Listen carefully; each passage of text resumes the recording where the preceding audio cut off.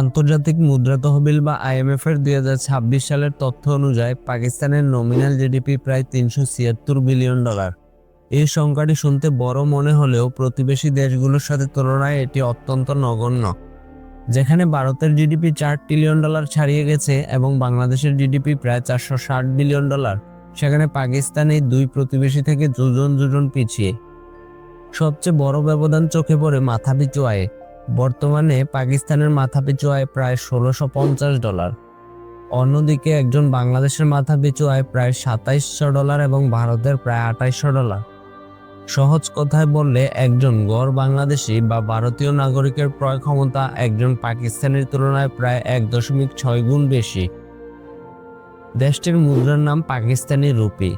মুদ্রাস্ফীতির কারণে গত কয়েক বছরে রুপির মান তলানিতে গিয়ে ঠেকেছে।